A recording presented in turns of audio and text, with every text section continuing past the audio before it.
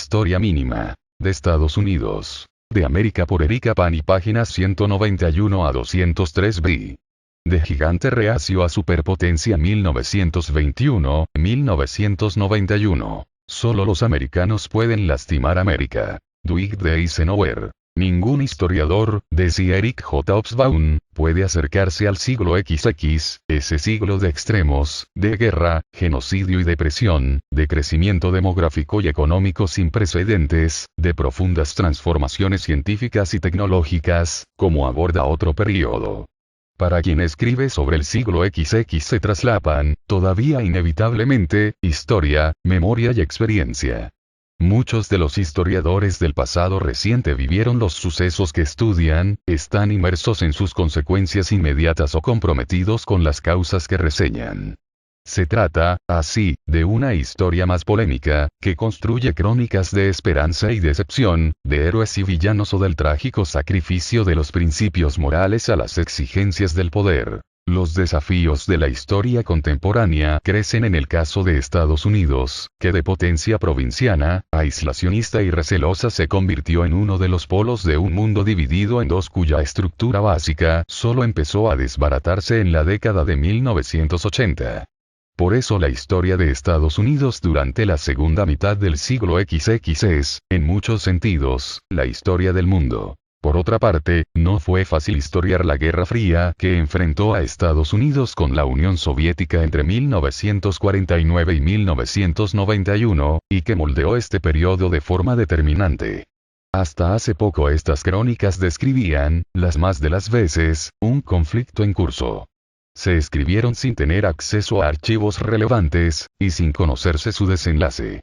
Solo la desaparición de la cabeza del socialismo realmente existente en 1991 ha permitido revelar imágenes más complejas, que muestran las fracturas de lo que se imaginaba como un bloque soviético monolítico, que pueden ponderar el peso de las percepciones equivocadas, la falta de información y el miedo, y arrojar luz sobre la diversidad de actores, intereses y objetivos que animaron este enfrentamiento. De la prosperidad permanente a la Gran Depresión y el Nuevo Trato 1921-1941. En 1920 los estadounidenses rechazaron el lugar central que sobre el escenario internacional les asignaba la diplomacia de Wilson.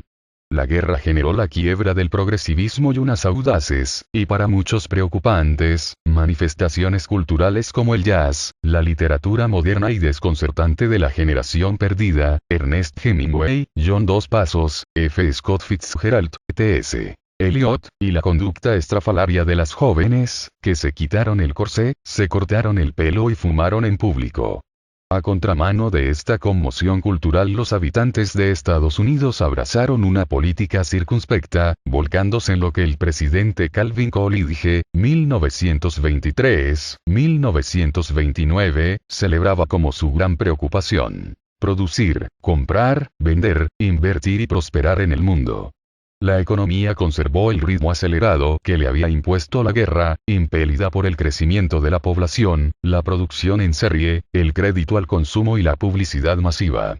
En las ciudades, donde, a partir de 1920, se concentraba más de la mitad de los estadounidenses, los grandes almacenes ofrecían todo tipo de productos, desde instrumentos musicales hasta zapatos, y una serie de aparatos domésticos que transformaron la vida diaria, sobre todo para las amas de casa. Refrigeradores, lavadoras para ropa, aspiradoras, así como la que fuera quizá la más trascendental de estas máquinas: la radio, por medio de la cual se difundirían información, lenguajes y aspiraciones que constituirían culturas y perspectivas compartidas, populares y nacionales. Los consumidores podían adquirir estos productos a crédito y pagarlos a plazos.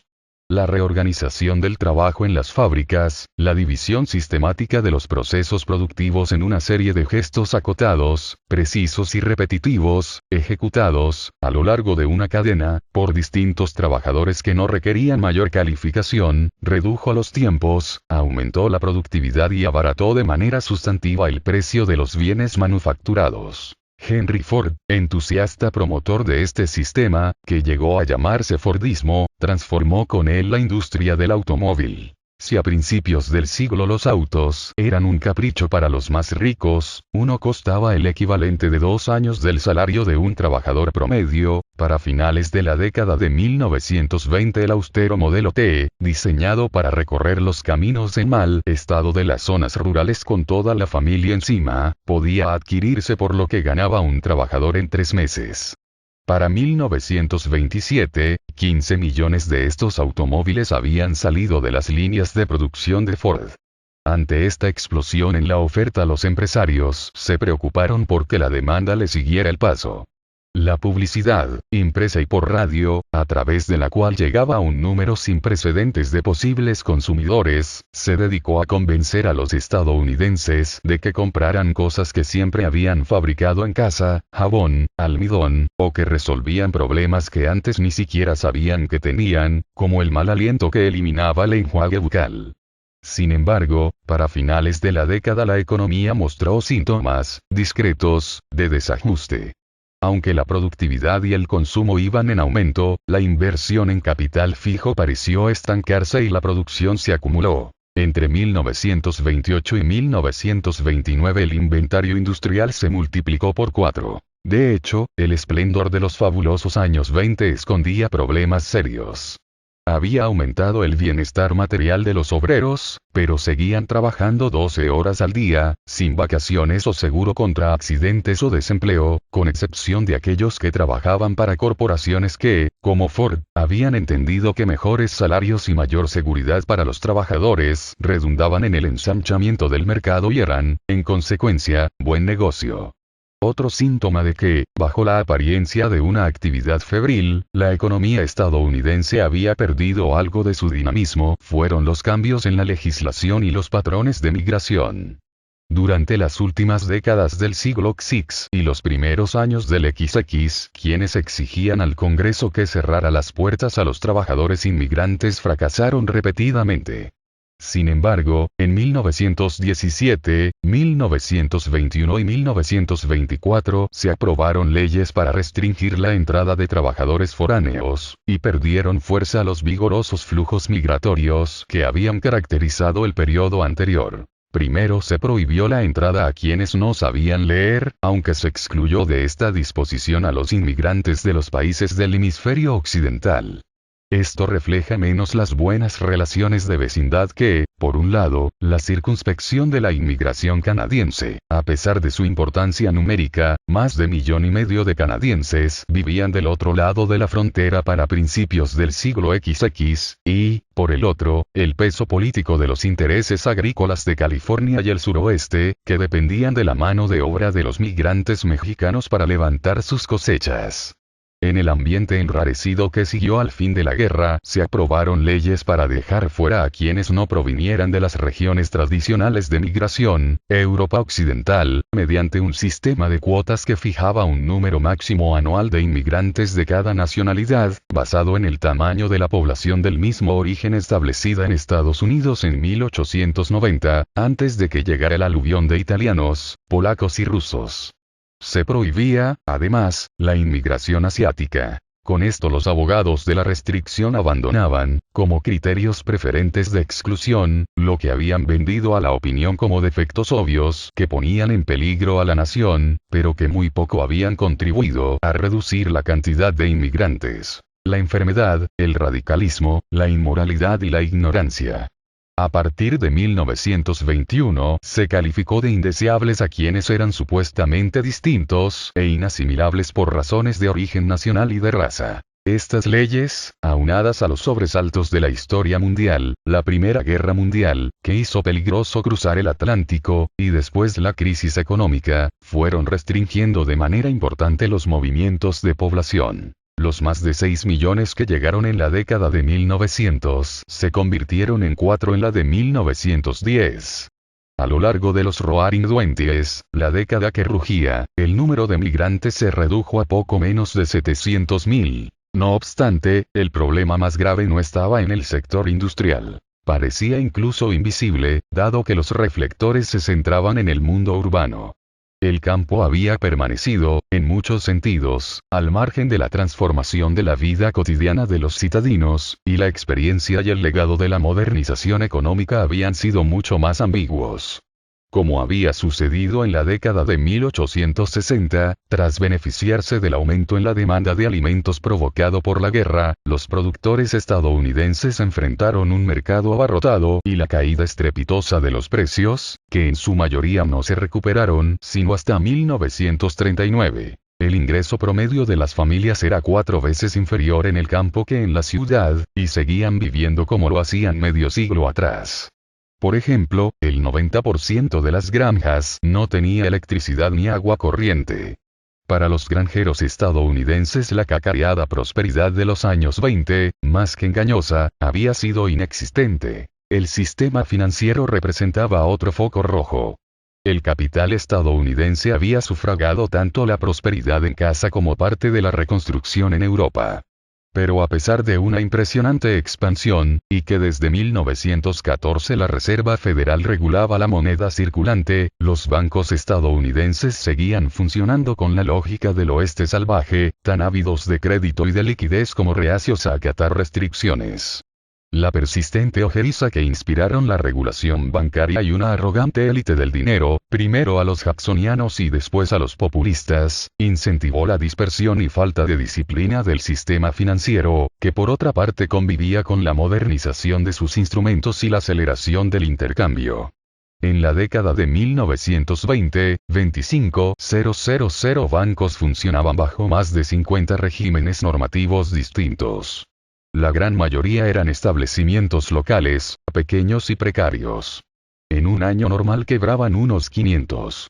Así, los circuitos del dinero que apuntalaban el complejo y extenso juego del crédito y la inversión dentro de la economía estadounidense eran excepcionalmente dinámicos pero también frágiles. El mercado de bonos y acciones compartía con el sistema bancario la actividad y el desorden.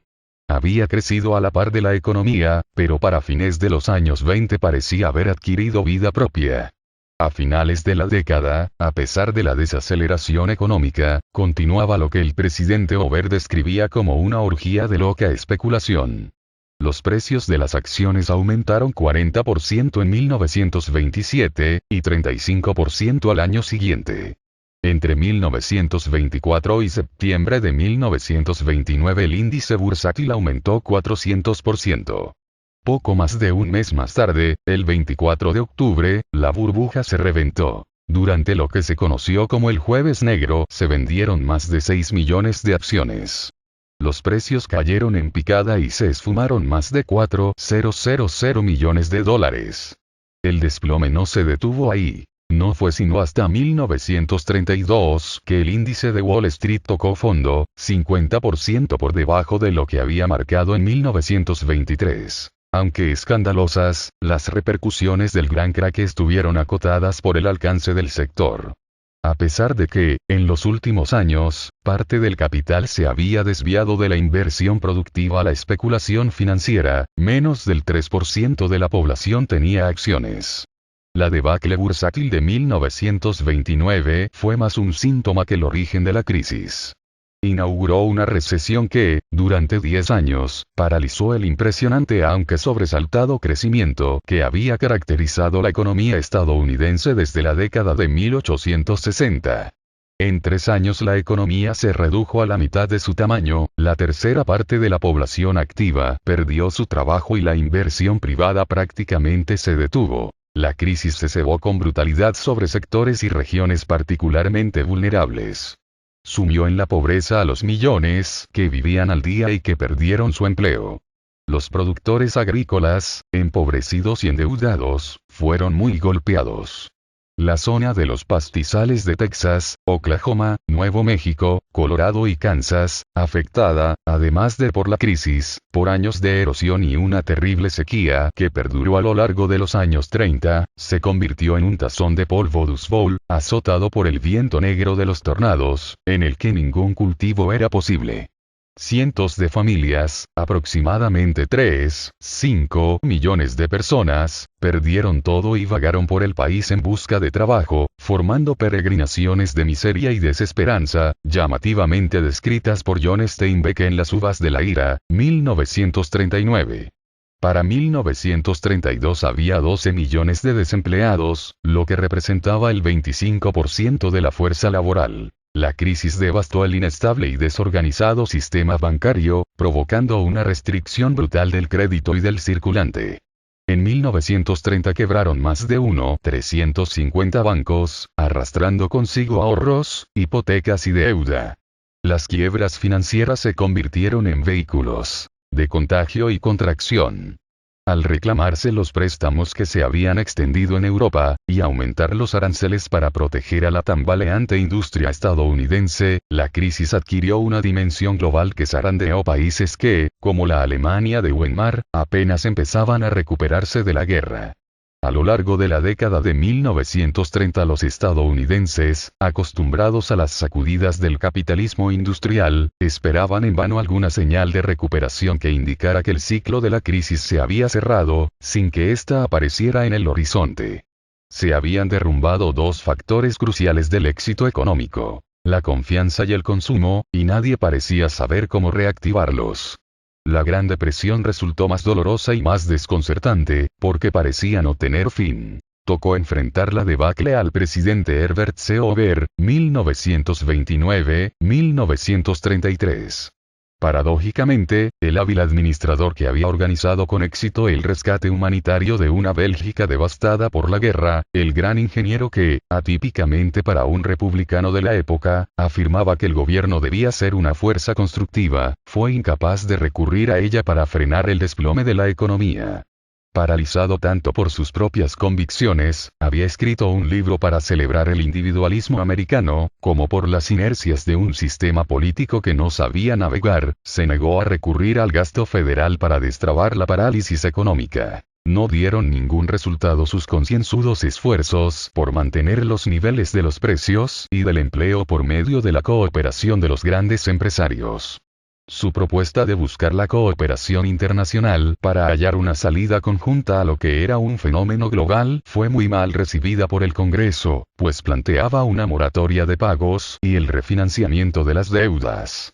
En 1932 el electorado estadounidense fue tajante en su rechazo a sus políticas. El candidato demócrata Franklin Delano Roosevelt, antiguo gobernador de Nueva York, triunfó por 472 votos electorales contra 59. Roosevelt ganó porque los estadounidenses votaron en contra de Hoover, y porque creyeron que el nuevo trato que ofrecía el candidato demócrata cambiaría las cosas.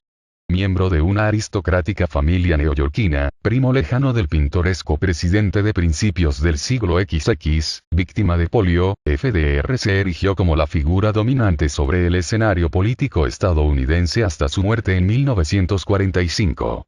Afable, simpático, paternal, sinceramente consternado por la tragedia humana que significaba la depresión, inauguró nuevas formas de hacer política.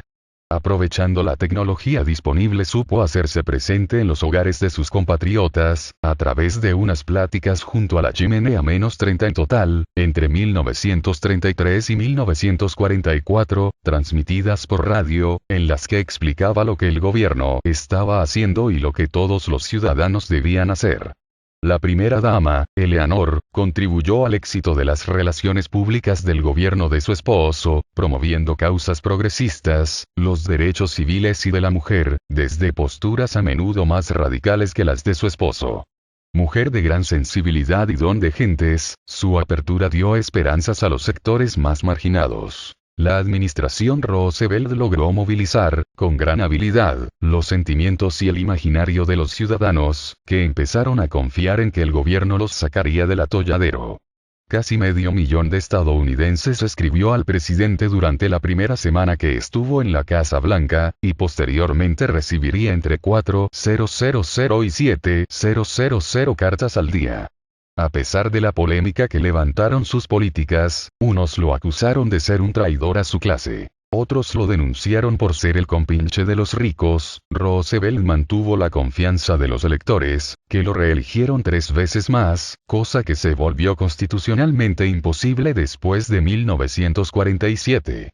Además de su talento para las relaciones públicas, Roosevelt resultó ser un gran negociador en los pasillos del poder en Washington.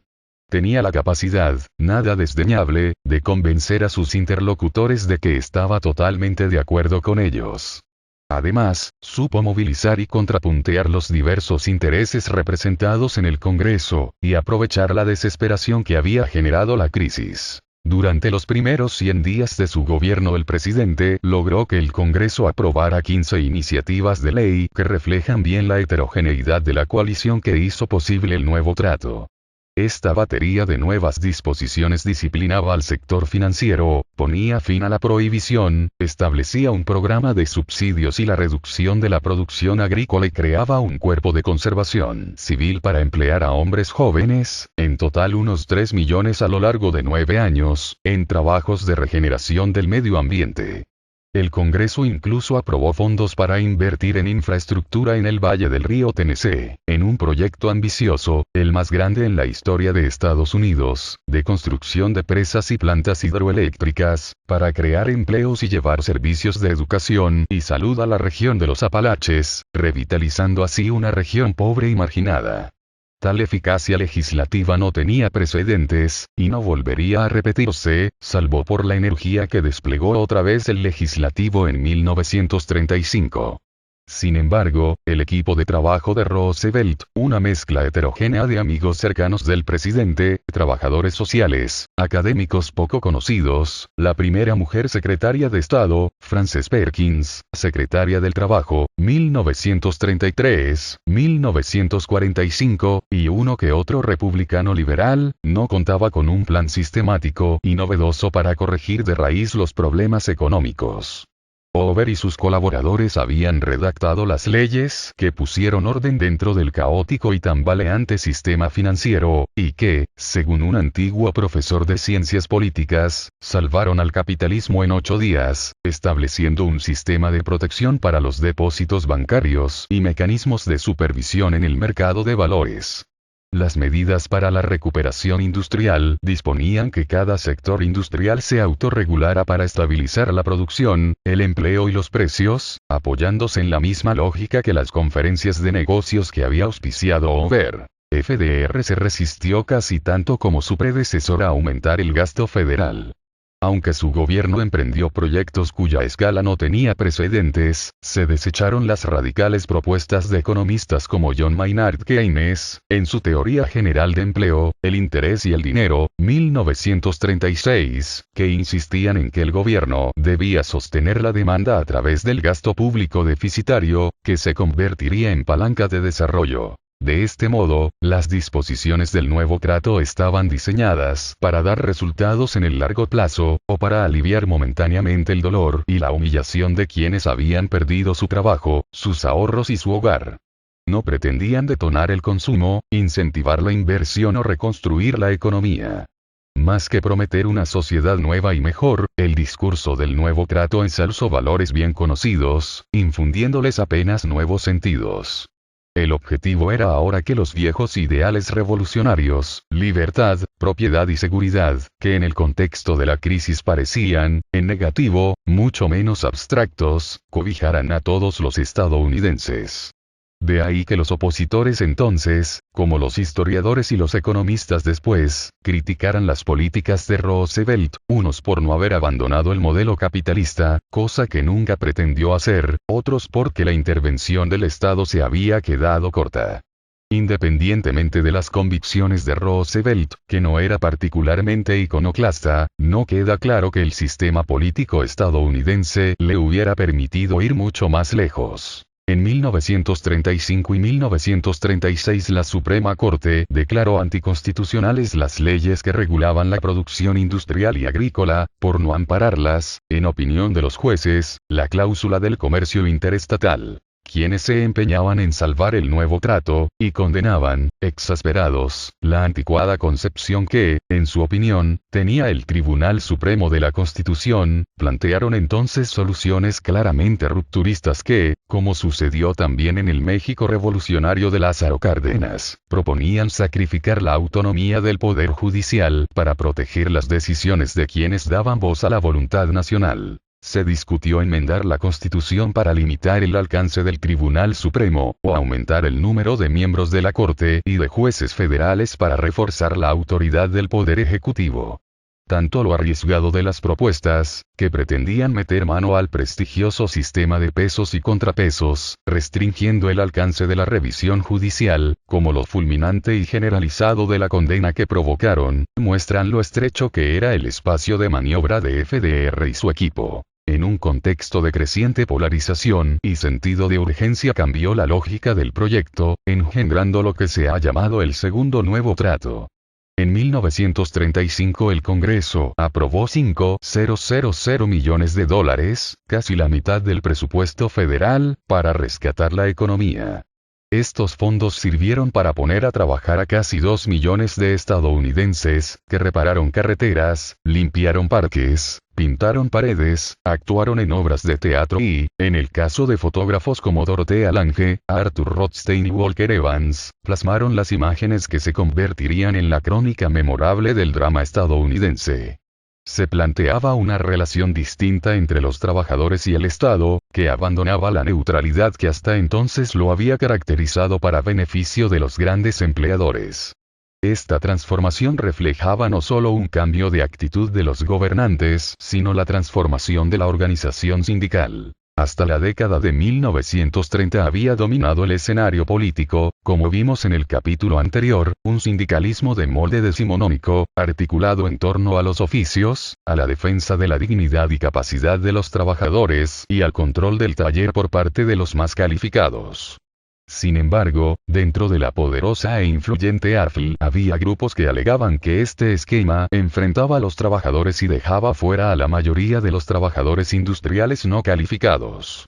La crisis, y la movilización que había incentivado el nuevo trato, empujó a un grupo de sindicatos de las industrias minera, siderúrgica, textil, del vestido y del petróleo que abogaban por un sindicalismo de masas, más abierto y más incluyente, a fundar el Congreso de Organizaciones Industriales, Congress of Industrial Organizations, CIO. Este sindicalismo revitalizado constituyó el músculo político que favoreció la supervivencia del nuevo trato y la nueva política laboral. Pieza clave de esta nueva política fue la Ley del Seguro Social, 14 de agosto de 1935, que mediante un esquema tripartito al que contribuían el Estado, los trabajadores y los patrones protegía al hombre común de las veleidades de una vida de trabajo, los accidentes, la incapacidad, el desempleo y la vejez. Aunque dejaba fuera a los trabajadores agrícolas, domésticos e independientes, y, por lo tanto, a la mayoría de los trabajadores afroamericanos, a los migrantes y a las mujeres que trabajaban fuera de casa, el seguro fue concebido como una red de seguridad para evitar que, en situaciones de crisis, los trabajadores cayeran al abismo. La Ley Wagner, 5 de julio de 1935, sentó, por su parte, las bases de un sindicalismo robusto e independiente, al prohibir los sindicatos blancos y la discriminación en la contratación. También estableció un Consejo Nacional de Relaciones Laborales, National Labor Relations Board, NLRB, encargado de promover la conciliación entre patrones y trabajadores en disputa, de evitar prácticas injustas de contratación y de proveer el marco legal para las elecciones sindicales. En 1938 el Congreso suprimió por ley el trabajo infantil y estableció lineamientos para fijar salarios mínimos en los estados. Para 1937 la Suprema Corte había ratificado la constitucionalidad de estas disposiciones, West Coast Hotel Co. B. Parrish. NLRB Beyond Loughlin Steel Corporation. Estas leyes representaron un cambio importante en el papel que desempeñaba el Estado frente al mercado y a la sociedad. La autoridad política se comprometía con la protección, no ya solo de quienes se habían sacrificado por la patria, los veteranos de guerra, o de los sectores más vulnerables de la sociedad, las mujeres, los niños, sino de los trabajadores, que en ese momento se concibieron, casi exclusivamente, como hombres y blancos. Esta se asumía además no como una medida de emergencia, sino como un deber permanente del gobierno. Sin embargo, y a pesar de las esperanzas que el nuevo trato generó en una sociedad lacerada por la crisis, las consecuencias inmediatas y concretas de esta sacudida legislativa fueron más bien modestas. En 1939, si bien el PIB había recuperado los niveles de 1929, 1 de cada 7 estadounidenses seguía desempleado, y la mitad de las familias blancas y el 90% de las negras seguían viviendo en pobreza. Con todo, solo la transición, en cierto sentido exógena, a una economía de guerra, ávida de trabajo y material, pondría fin al estancamiento económico.